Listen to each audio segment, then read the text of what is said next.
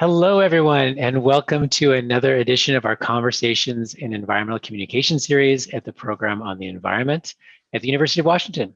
As always, this series is brought to you by the Program on the Environment at the University of Washington. My name is Sean McDonald, and I am your host for this evening, as I am most weeks.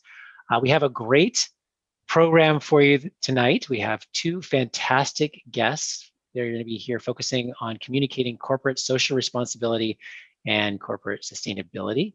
We have Chelsey Evans and Amy White. Thank you both so much for joining us today. Let's go ahead and give them a nice round of applause. Digital applause. I always love to see the digital applause come through. There we go. Digital applause for you. Thank you so much for joining us today. I want to go ahead and get started with just a couple of quick notes. First of all, I'd like to begin by saying that the University of Washington acknowledges the Coast Salish peoples of this land, the land which touches the shared waters of all tribes and bands within the Suquamish, Tulalip, and Muckleshoot nations.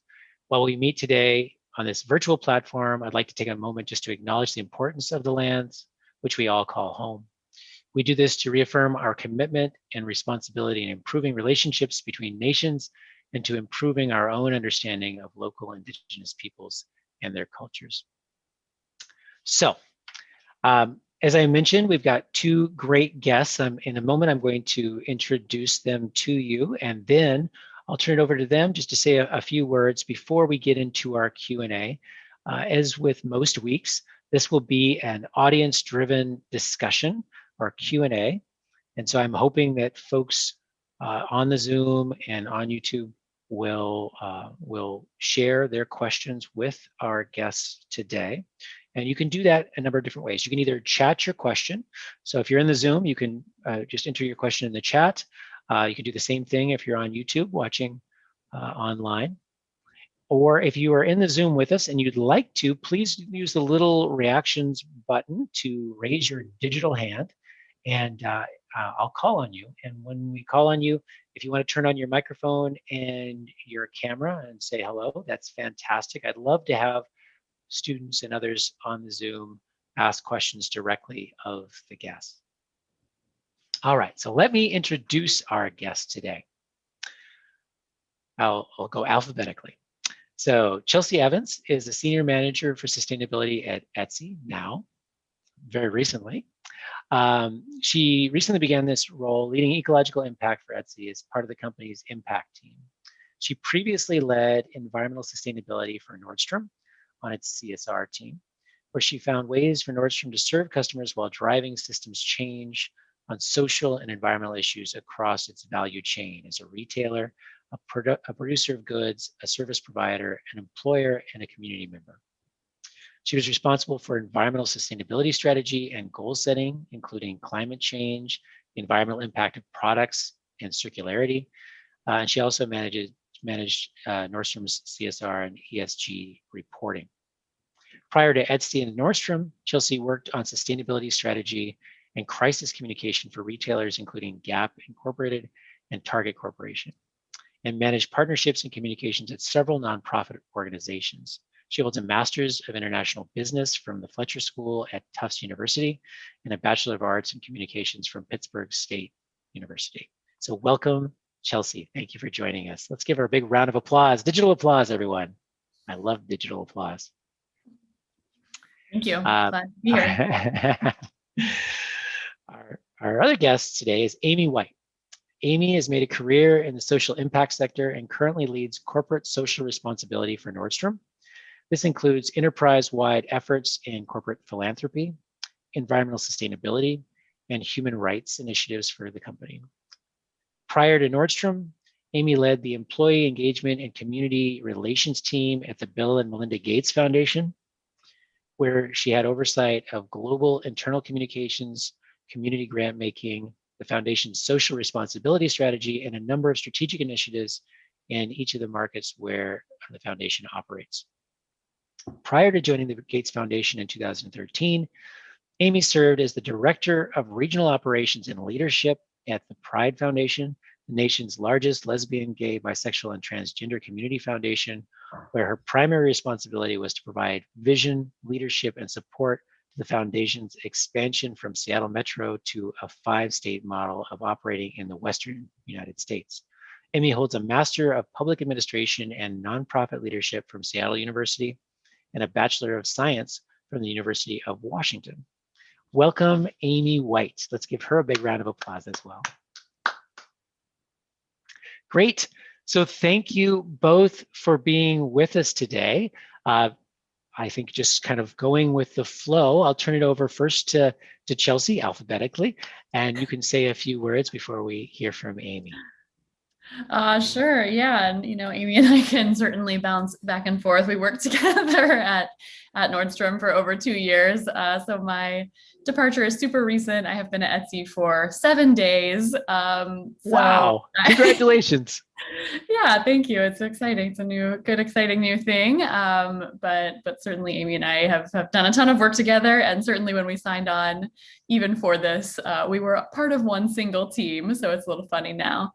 Yeah, glad to be here. I mean, I can answer any questions, of course, but kind of like you said, I came from this communications background and then started working kind of in the CSR or corporate responsibility space, started seeing kind of maybe some of the harder things that any large business can face while I was at Target doing crisis communication. And I just thought, how can I, get ahead of this? And I don't want to just be communicating about what's going on. I want to figure out how I can work on maybe solving or addressing, working on those issues more from the business side before they happen, before something terrible happens out in the world. And that was kind of what motivated me to head on to grad school and do kind of this funky business degree that gave me the ability to focus on corporate responsibility. And then I really spent I got some great experiences as a grad student for sure, but then it came to Nordstrom and just developed a ton of programs and some strategy work and a lot of reporting there. And I think that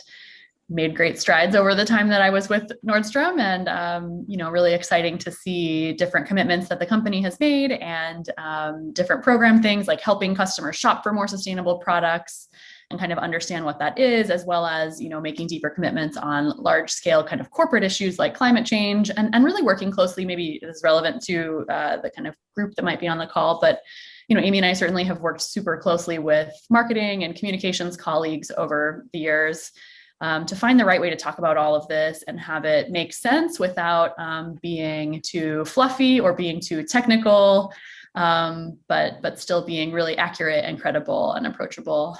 So all of that is very exciting. And now I am, moving on to do some of that work with Etsy, but I'm certainly not here on behalf of Etsy today. I am onboarding and I know very little. So I am certainly just learning the ins and outs of a new company now. All right. Thank you so much for sharing that, Chelsey. Amy, feel free to tell us about yourself. Sure. Well, thank you. And I feel like I need to brush up my bio so that it sounds a little jazzier in the new virtual age. Maybe there's a walk-on I thought it sounded really awesome. Oh, I appreciate it. So as Chelsey mentioned, we have worked together for a long time, so you kind of get a little bit of a rodeo with us. So I'm very happy to be here. I'm happy to be working with Sean. We're also very happy at Nordstrom to be hosting our first University of Washington intern on our CSR team for the first time. We started in November, but through this spring quarter. So we're thrilled to be here today.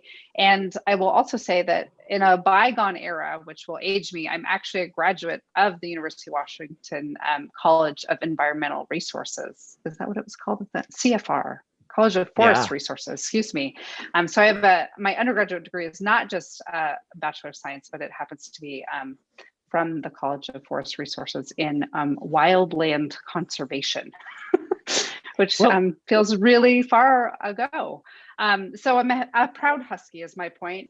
So I came to this work through, as my bio described, I actually both was in the nonprofit sector and then worked in philanthropy for about a little better than 10 years, doing both community philanthropy and fundraising, and then more formally, while the Gates Foundation is, of course, a nonprofit, it's much more of a corporate philanthropy environment. So my background is primarily in this work comes from a place of resource investment and partnership from that point of view, but as I just shared, I also have an environmental background. So I was excited to join Nordstrom as the company was actually looking to build out a more comprehensive CSR approach, which was inclusive in environmental sustainability, corporate philanthropy, and then our human rights work in our global supply chain. And so have had a great experience with that, working closely with Chelsey and then of course our other partners across the company to figure out how you put a bunch of ambitions into action. How do you actually deliver on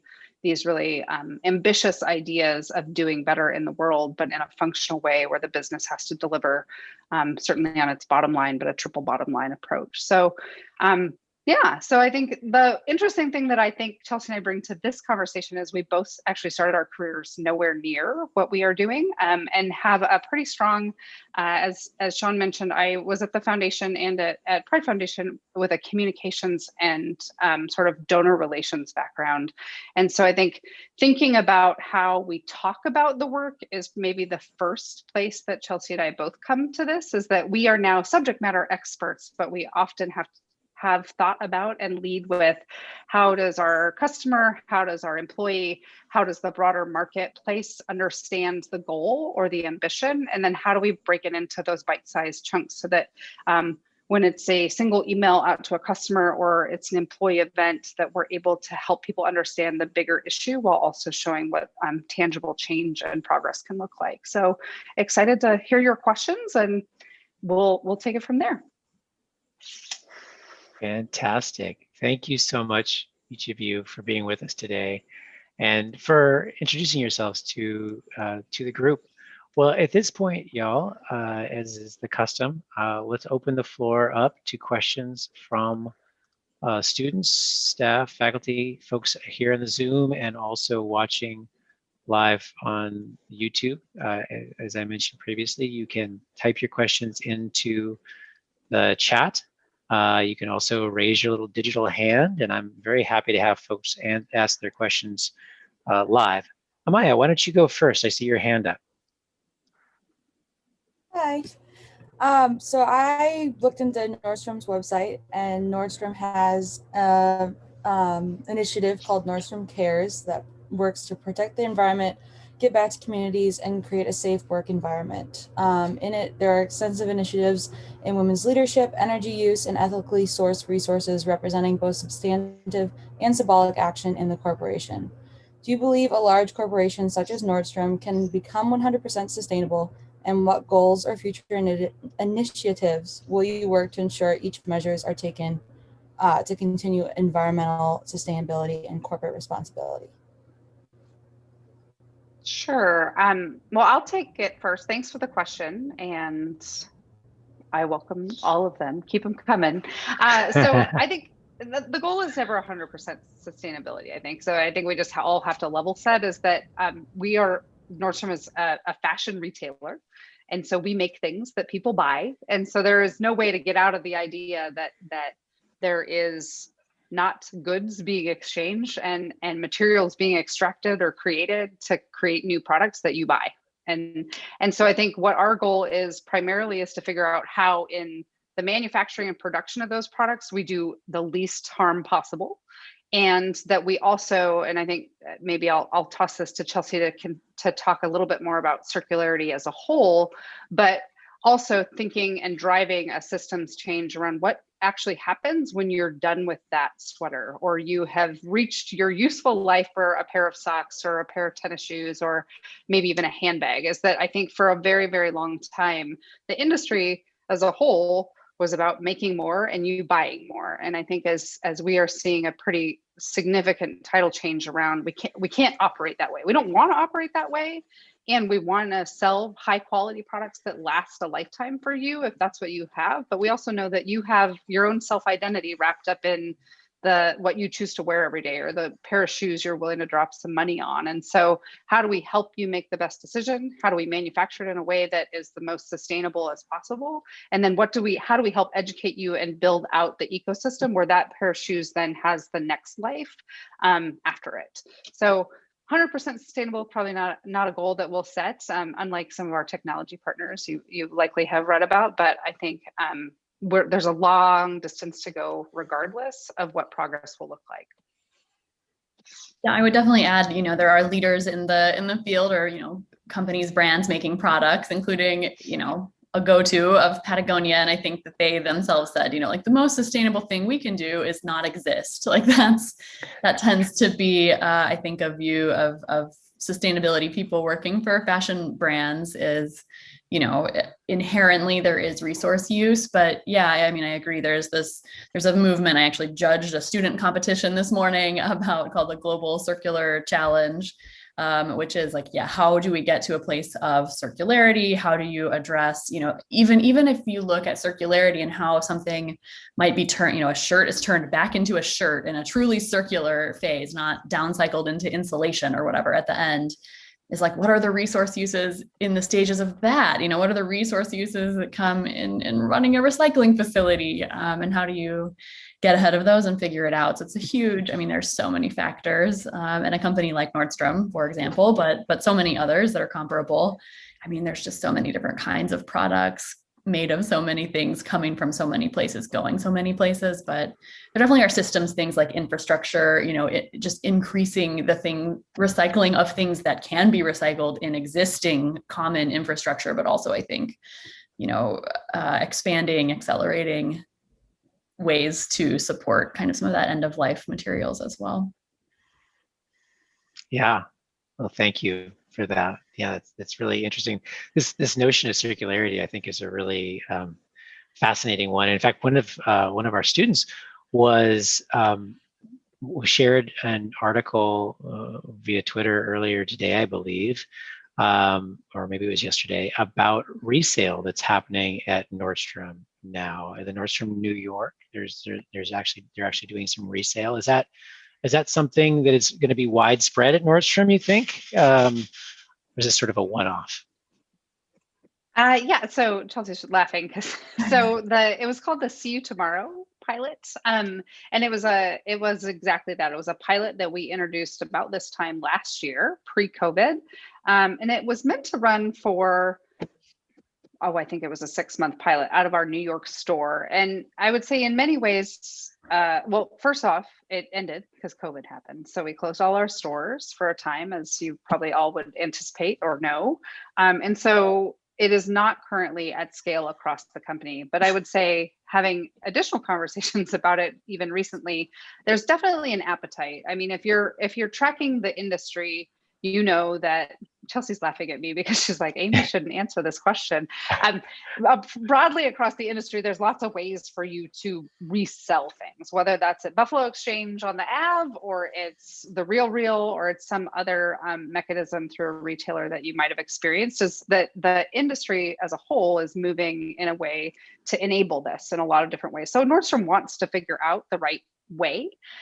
What I think that we'll probably come to discover is that if you are looking to resell high value products, so handbags and really designer apparel, that's probably not our best niche. Is that there's a handful of outlets already that exist for that sort of work, where if you bought something for $1,000 and you think you deserve $200 for it, that's probably not us, because there's already places you can do that. And so I think we're really exploring, if we're going to explore resale, how do we actually make it more about that circularity play? How do we put sustainability in the driver's seat so that it drives the industry forward and creates a different value proposition for customers that are going to buy that product? So you never really do hear about how people shop ThredUp on the other end. So thinking about our customers and how we enable that, and then also what we do with things that actually aren't resellable. And I think that's a lot of what you hear about with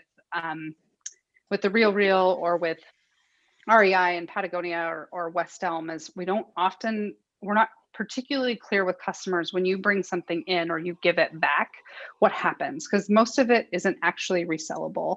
And so how do we help inform consumers about what's happening and then help them be a part of that solution, of whether it's a donation and developing partnerships around that donation, or recycling it or upcycling it, as Chelsey already mentioned. So no pilot right now. COVID took a little left turn, but we'll get back in that work, I think, probably in the next few months. I feel like you're skipping one, so let me just do, PR on behalf of Nordstrom from outside of Nordstrom, with the Good Fair partnership that's live now, which is like vintage t-shirts through the company Good Fair that I think drop once a month right now. So that's kind of a cool, like there's just interesting different ways, and whether it's Nordstrom doing it or Farfetch is doing a bunch of cool like restore repair stuff with like handbags and more, I think more high-end designer things. Just all these different companies, like there's different kinds of explorations happening for sure. And like that would be one. I think that just launched in January. Also, part of why I'm laughing is because, 3 weeks ago, Amy and I were working together every day. So I know exactly what she inherited off of my plate as I left. And I'm well aware of all of what she's now roped into doing all without me. Yeah. Well, so actually kind of spinning off of that comment, this push in the industry as a whole to think about circularity, to think about resale, is that driven internally or is that driven externally? Is it because you're hearing from consumers that want this, or is this because people like yourselves working for companies think this is an important and valuable thing, and even the employees think it's an important and valuable thing? Who is really the driver in these initiatives?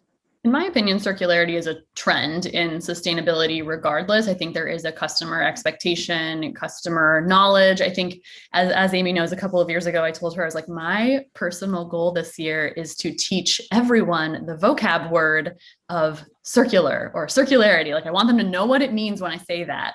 Because it can mean a lot of different things. It's not just about clothing. It's not just about packaging. It's, it can be a lot of different segments of any item. And I just think we're all concerned about waste. We're concerned about the resource use and the climate impacts that are associated with producing new resources of any kind, or new materials to make products of any kind. And I think it's a natural progression. So people want it, people are interested in it. I mean, sure, employees love it. Who doesn't love it? Like if you're worried about the environment, then the idea of not using new resources to make something seems very appealing. But then there are just a ton of pitfalls, of course, across how you get it done. And so I think that's where programmatically folks are trying to solve it with different innovations, different investments, like different tests and pilots. And we're all trying to learn and figure out what works and what doesn't work. Yeah, I guess my only add would be, I think it's actually driven from a lot of places. I do think that there is a small but growing segment of customers that care. I also think there's a business opportunity. People did not get into resale because it's like a good idea. Is that there's money to be made. And so, and there's people who are eager to purchase. Like we know that a segment of the population both is interested in the sustainability, but then there's also people who are just interested in a bargain. And I have been the person at REI, mostly nowhere else, where I've like, oh, I'll buy secondhand because a pair of skis or whatever it is. And so that same mentality exists in a customer base as well. And then I think there's some industry pressure, especially, I mean, we're talking about retail, but folks all over the industry, is that as more and more brands do something or sign on for something, there's a question about like, what is our response to that I think is really powerful. And it's a little bit of peer pressure, but in the good kind of way. So I think it comes from all angles, that consumer expectation. And then I think for Chelsey and I think we are often the drivers, like the people. And I think there's a question in the chat of like career path. What are the things, the biggest roadblocks to your career? Is like, it's really hard to be the squeaky wheel all the time, but also I feel like I was made for that a little bit. And so it's continuing to bring the conversation forward and to challenge the company to deliver on its values and its ambition and to give a really clear path for that. So I think it comes from all sorts of places. Yeah, that's fantastic. Mike, I see you have your hands up. You want to go ahead and ask your question? Hi, thanks, Sean. Thanks to the two speakers for being here. Really appreciate it. I have kind of a two-part question, and this is kind of laddering off of the comments about drivers of change within the corporate environment. But something we've talked about in class has to do with methods for holding powerful groups kind of to task. And so things like one speaker's mentioned call out culture, one speaker's, we've discussed Greenpeace's tactics in class. So first part of my question is, how would you like to see companies held more responsible for their unsustainable practices, if you feel they need to be held more responsible at all? And following up to that, what do these methods look like from where you're sitting? Are they uncomfortable, irritating? Are they insight into what the market wants? Kind of a combination of all of it? What do you think? I definitely have some thoughts about that. And it's something I've said in a lot of different speaking engagements. And part of this comes from my experience at Target, and Target received a lot of change.org petitions during the years that I was there. And I did not see those accomplishing what everyone hoped they would. I just didn't. I saw them doing a great job. And I love Target. I loved working for Target. I think it's a fantastic company. Like, I respect what they're doing so much, but I just saw it winds up becoming like a PR exercise in responding to and managing something like that. Whereas what I have seen work really well, and I did all of Nordstrom's kind of ESG responses, including things from like activist groups like Fashion Revolution, which is the Fashion Transparency Index, different groups like that.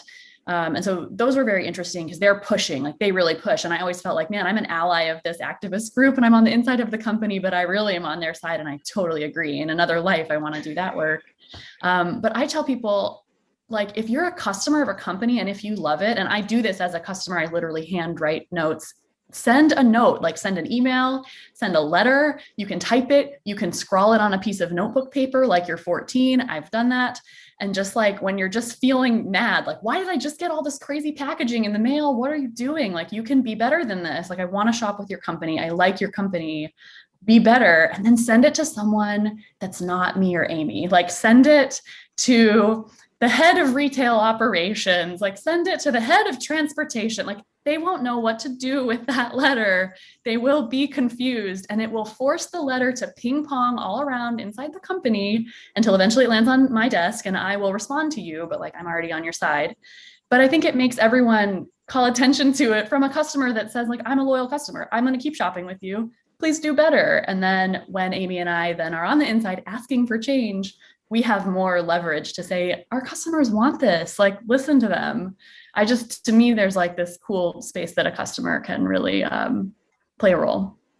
Yeah, that's really interesting. So you think, so the change.org petition, we talk a lot about collectivism in class. So this idea of people just pushing a button and sending off their environmental thinking into the universe and hoping that actually makes a difference.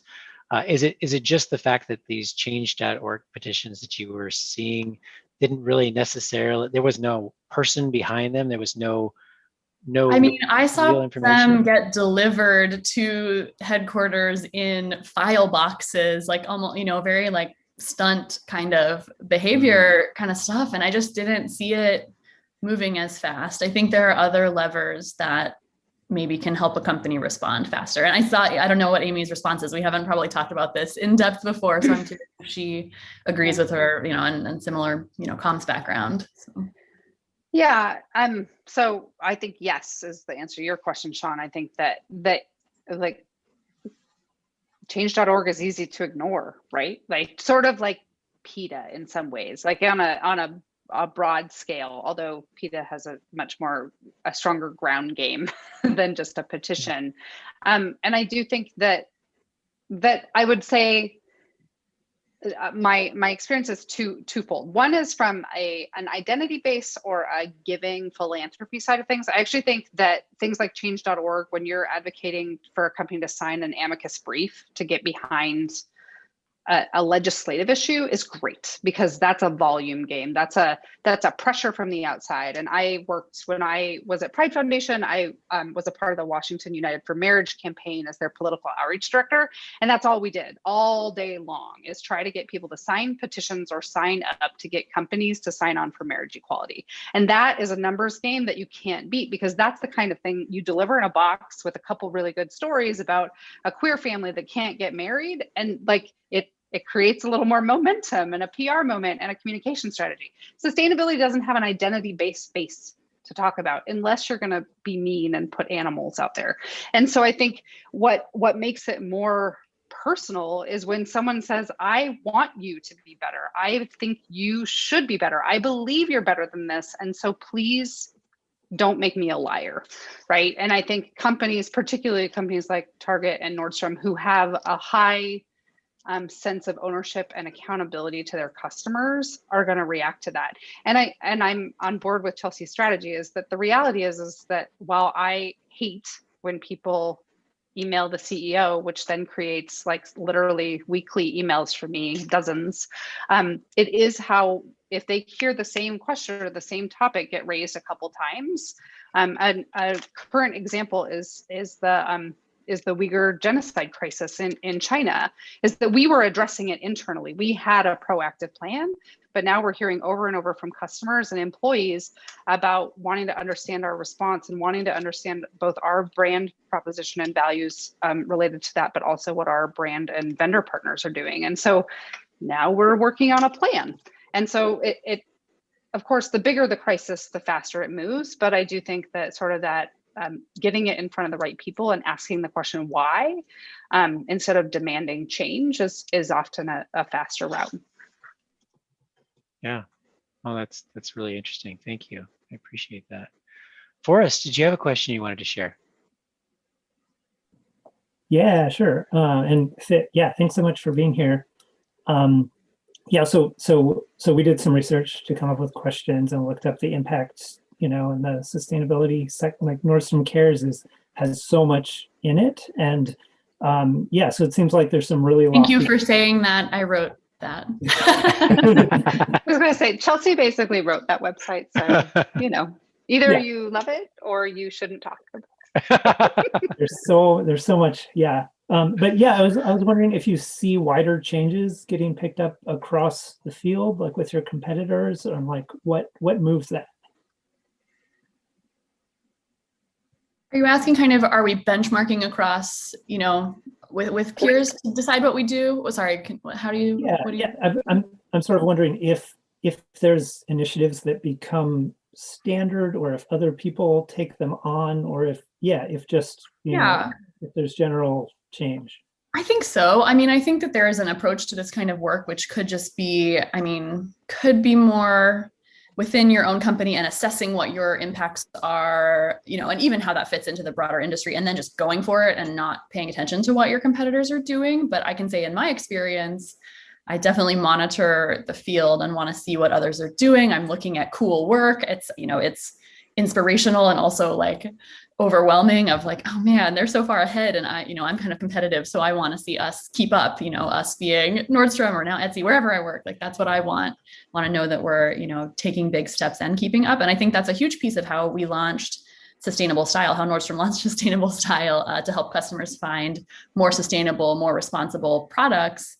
It was like, I'm seeing this happen at retailers, especially in Europe. Like they're really doing a good job. And then I learned a lot from the team at REI. They did it about a year ahead of us. And you benchmark, you learn what others are doing, and then you kind of course, use your own expertise and research to decide, hey, is that good enough?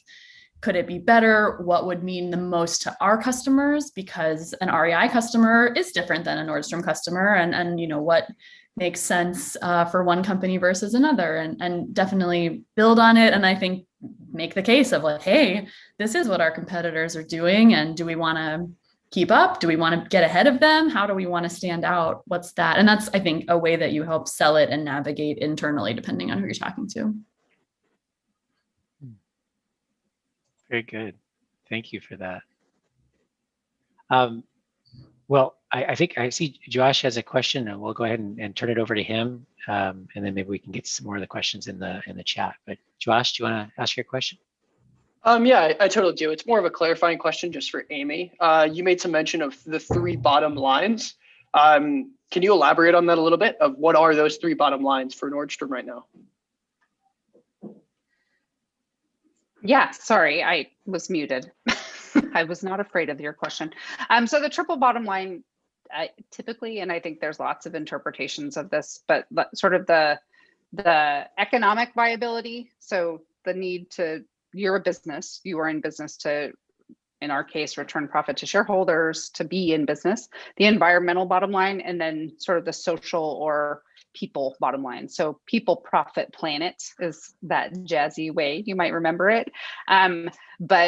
And then we think about people in a much more holistic way. I think for a long time, people was defined as our own human resources. And I'm not speaking for Nordstrom. I think as an industry, we talked a lot about how our employees felt or were treated, which I think is, of course, very valuable. But now I think we've started to expand that, particularly in an ESG space, to think about what is the experience of the people in our broader value chain, the people that are creating product, people that are selling that product, depending on how that goes. And I think in Chelsey's case, she has a different ball of wax in that space where you have different vendors, much like Amazon's approach to figuring out how their sellers are treated and what expectations they're held to. So people, planet, and profit. There's lots of people will take a different approach to how you define the 3 things, but those are kind of the basics. Mm-hmm. And just a short follow-up, you have some experience within the Pride Foundation, or not some, you have experience within the Pride Foundation. How has that influenced the way you communicate within Nordstrom? How do you bring that experience and challenge and communicate, this is what's valuable and we need to be championing this? Sure. I mean, I already said, I think this is my first role actually in corporate. So that was probably one of my biggest learning hurdles, is that the way that you communicate and lead within a nonprofit or a foundation is dramatically different. What stakeholder management is different. There's far more internal stakeholder management in my experience at a company than there is at a foundation or a nonprofit, where more time is spent on external partnerships. And so I think Pride Foundation likely, I think a lot of work to bring people along, right, is that it's a values-driven conversation. It's a little bit more hearts and minds. So I think that probably is the through line of my career, is why are we doing the work that we're doing? And then translating that to the audience that I'm in front of. And so I think Pride Foundation was a great place to think about the lived experience of LGBTQ people outside of a major urban setting and try to help translate that and talk about the needs and support and the celebrations and the victories of those folks and those both scholars and organizations in a way that sort of amplified and got their message and needs across. So I don't know if that totally answers it, but I think it's a values conversation. And I would say my sense is, those of you that are in this conversation, but also I know very clearly with Chelsey's, like, we're in this work because it aligns with who we are. And it just happens to be at this moment, we work at companies that also make a profit. And so making sure that those companies are delivering on what they have said they will do is a lot of the game that we're playing. And if I would say, for me personally, I won't speak to Chelsey, hopefully, is that if the values doesn't align, then I will leave, because that's not the game that I got into for my career. Is that I feel very committed to making sure that progress is moving forward and that we see the change that we have articulated. And so have made a very intentional choice about where I have planted my career so that can be true. Yeah, I think that's true for me as well. I mean, I started out also working in nonprofits. I think the first 5 years of my career were in a couple of different nonprofit organizations, and then moved into retail and business and kind of thought, oh man, is it going to feel evil? Is it going to be terrible? And it was like, no, wait, like, this is great. Like, I mean, I think I hadn't understood, what it means for a business to exist and what it means for all the people who work there. A retailer has a massive employee base, and if they're doing it well, they are really supporting a ton of people and families across a country or broader than that, perhaps, which was pretty cool to learn. But I've had that question come up before of like, is it hypocritical to work in sustainability for a fashion company? And I'm like, yeah, like there is a confusing, balance to find, I think, in there. But my goal was always like, well, I want this to be the best place where to shop, where you really can trust everything that you buy and that you can feel great about it. And maybe we're not there yet, I don't know, but like, that is the vision that I would hold. And I would rather have people come. I think people are going to keep buying things regardless. And so I want to be a part of a company where people can come buy things and feel really, really great about what they're purchasing for multiple reasons, Yeah, that's really interesting. Well, we could get into sort of philosophical discussions on the power of the free market and how that relates to sort of addressing these challenges through the nonprofit or NGO sector. I think that could be really interesting too. I had a question, or sort of a series of questions that came up, and it got me thinking on this topic of addressing crises. You mentioned the Uyghurs, I believe, Amy, earlier, and I think Chelsey, you had mentioned dealing with crisis communications for Target, and I'm wondering how much of that is reactive and how much of that is proactive. How much research do you have to be doing to know what the next crisis is going to be, versus how much of it is, oh, here's a fire that needs to be put out and we need to think of ways to do this where we can make this a win for everyone involved? I think that it can be both. In my experience, there was a lot of pre-planning. I mean, there were plans in place for a pandemic. They were not to the level of a COVID pandemic, but it was, H1N1, stuff like that might affect, based on your business. So based on a retail company with a ton of brick and mortar stores with all those customers that shop in person, what happens if there's a pandemic? What happens if there's a corporate jet that goes down and more than one executive is on a flight? How do you handle tragedy and loss of leadership? How do you handle an active shooter situation? I saw that one actually evolve from kind of a half-baked plan that was, okay, we're going to do this later this year, to then a scenario played out, and it became very obvious that plan needs to be, locked in now and existing. But then, of course, stuff is always coming up. I think that doing that work for me made me good at monitoring and keeping an eye on what is kind of happening around in a space and in a field, and what people are saying about it, what maybe sentiment might be, even if it's as basic as literally watching things on Twitter. Like, it's not always super high tech. Yeah. Amy, anything to add?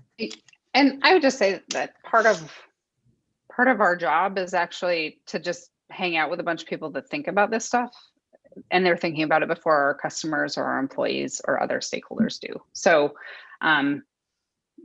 not to say that makes us smarter or faster. It just means that that's what we do all day, is hang out with different people who try to anticipate, or not even anticipate, but they see a trend emerging and then they chase it. And so I think there's some of it that's just I think as a practitioner in this sector, I would say that we have matured in the last 5 years in a way that I don't know that there's a great appreciation for. I think that a lot of places, a lot of companies in particular, still think of CSR as like the community giving program, whatever that looked like. And it's actually, even in the giving space, there's a lot more sophistication and smart people like Chelsey who literally went to school and have built careers being there. And so I think that at least for now, that sort of network is a huge place where the emerging trends and things to watch for, good and bad, emerge from. And I think it's a much more collegial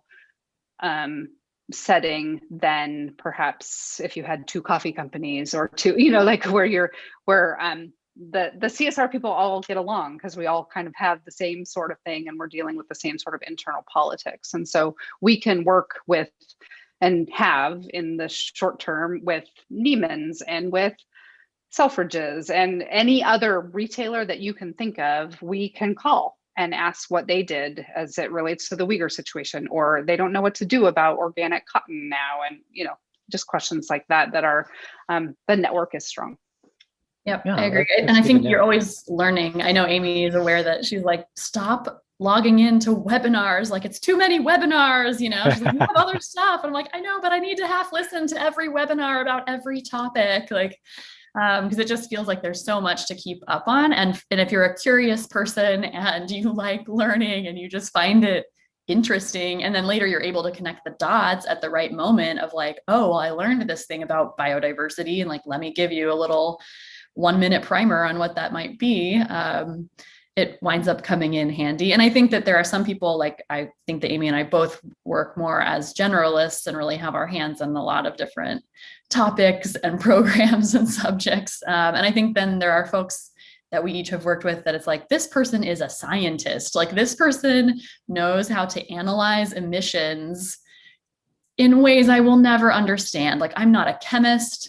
I am not trained as a scientist. Like, I am trained in business and numbers and communicating. But like, no, I can't like run an experiment for you or like do a sophisticated mathematical equation. Like, it's not going to happen. I can use Excel very well, but there are limits. Yeah. Yeah. No, I totally understand that. Yeah. And it's really interesting to think about having to be a generalist in this, you know, it's covering, when we start talking about sort of environmental and social sustainability and impact, I mean, it's a huge range of topics, and being a generalist, even being a generalist it seems like it would take just a huge amount of effort and attention. One of the things that came up in our discussion today, and I won't name names, but one of the students asked the question, or when we were talking about who our guests were going to be today, they said, "Oh wow, I didn't even realize that Nordstrom, that this was such a big deal for Nordstrom, that you know, social impact and CSR was such a big deal." And you know, what it occurred to me is that obviously you guys have done a lot. You do a lot in that space. There are some companies, you mentioned Patagonia earlier, where obviously environmental sustainability, it's sort of a brand that just sort of comes to mind. You know, maybe Nordstrom it doesn't quite get that same recognition. Is it a conscious decision on the part of Nordstrom not to make that more public, or is it just sort of the nature of the business that some things, I mean, Nordstrom is known for, I think, excellent customer service. I think that's something that I've always known it for. I think other people, you know, think about that as well. In your view, would you like to see Nordstrom known as a company that is, you know, for the social good or for environmental sustainability? I mean, yes.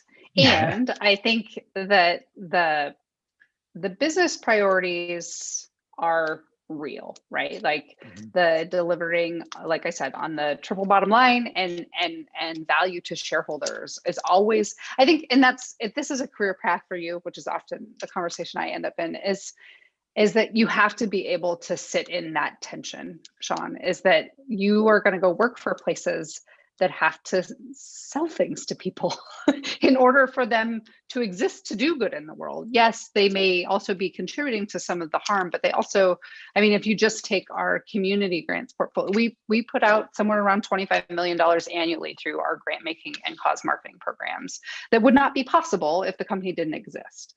And so I think that the tension for you in your career, again, if this should be your path, is to sort of sit in that, is that, yes, we want to be known for it, and it cannot take the front seat every time.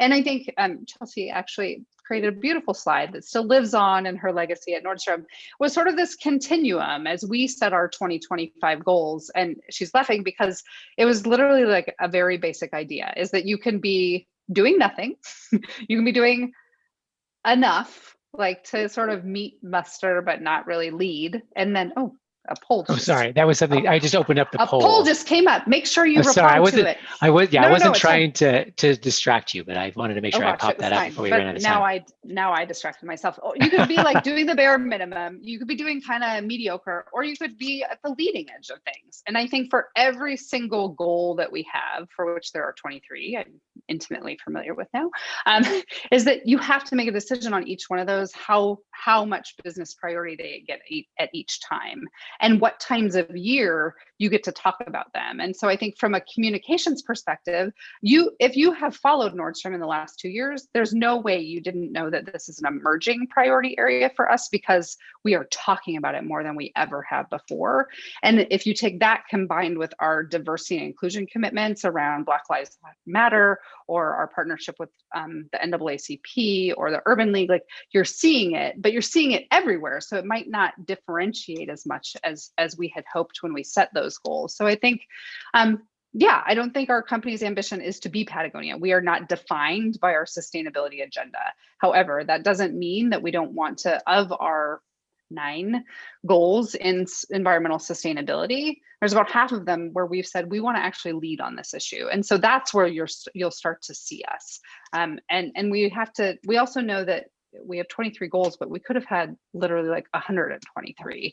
And so we've picked goal areas and focus areas that are the right for our business, and where we actually know we can make meaningful impact while other partners tackle other things. So hopefully you'll see it emerge more. I think Chelsey and I do the work every day in our companies to make sure that it ends up in all the right places, and on the board review and on governance documents and in the minds of customers and employees. And I think that given the activist environment we now all live in, you will see it more and more just by default. So we'll get there, but yeah. I think it's living in that tension a little bit, and knowing that you have to take a back seat sometimes so that you can take a front seat later. Yeah, no, and that's really interesting to think about that tension. I mean, it winds up being that you're waiting for the program to develop, or, some things like I wrote a human rights commitment and it took a year and it was 2 pages long. Like, things just take a long time sometimes. And like, that's not the only thing I did for a year, to be clear. Like, I did many other things, but it's like that one task, 2 pages, but there's a lot of approvals, there's a lot of revisions, and it's like, it took a year. Or, launching a new program can take, I've seen things launch in 3 months, and I've seen things launch in a year and a half. And you think 4 times along the way that it's going to die and never exist, and you'll feel sad about it. So there's definitely a piece to this work of like, you have to maintain a sense of urgency and a sense of perseverance. Like, I'm going to just keep I'm just like a dog with a bone. Like, I'm going to keep bringing it up. I'm going to keep pitching this and like sneaking it in, planting seeds until the moment when I can like bring it to life, It just takes a long time. Yeah. And so then the PR follows. The communications have to follow. Like, you can't talk about it if it doesn't exist yet. So. Well, that makes a lot of sense. That definitely makes a lot of sense. Well, another thing that came up in some discussions, obviously, people, planet, profit, triple bottom line, there's always some tension between profit and the other two. But then I would imagine that at times there's tension between the people and the planet as well. Have you found in your work that there are situations in which trying to balance sort of the social good with the environmental good is also, there's also a tension in that regard too? I think there is something to say about that, probably just for any apparel companies. I mean, broadly, just industry wide, is, companies are asking a lot more of their upstream suppliers. And I say this generally, as far as like different certifications, different trainings that we hope are being provided, that we want to be provided to the people who work there, different, sourcing different kinds of better materials. And it's a really complicated space for companies with thin margins, that have a whole bunch of employees to support. And I think that's something the industry is probably still grappling with, of how do you make sure you're asking for these things of supplier partners in a way that they can feasibly do it. And like, can you support them? I mean, I can't say that I've read all of this in depth yet, but H&M's big sustainability bond that went live earlier this week or maybe last week and had just like massive response. Other companies have had some other kind of sustainability bonds as well, like different fundraising or like interesting financing mechanisms, I think, that are growing that can be maybe mutually beneficial to a brand and a manufacturing group or sector. Great. Thank you for that. Amy, I see you put something in the chat.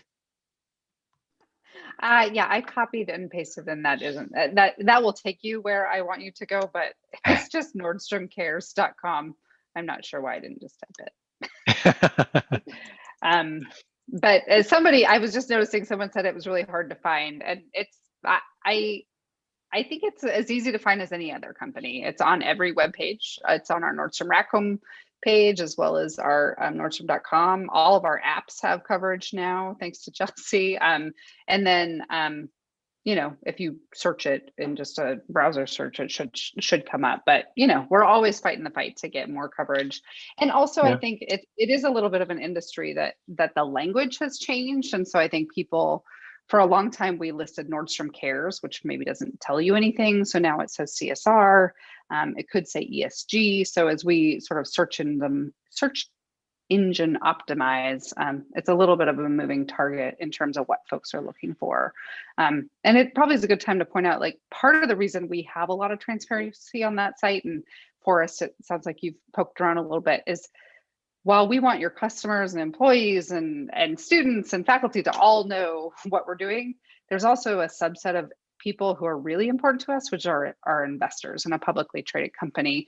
And so in order for us to make sure that the people and the other sort of investor groups are aware of what we are doing and what our full disclosures are, those sites exist so that they can really dive deep into the detail that those teams want to see and have the transparency into. So I do agree that sometimes they're a little long and a little hard to make your way through, but I think every company deals with how do you make it both consumer friendly, but also cover all the details you need, which is tricky.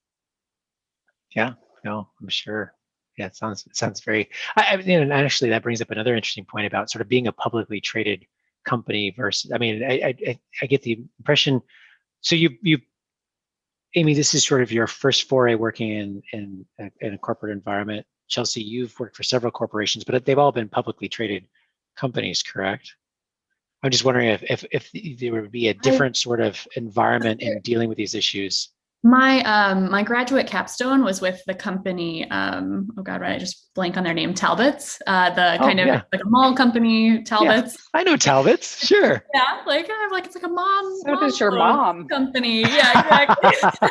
Sweet burn.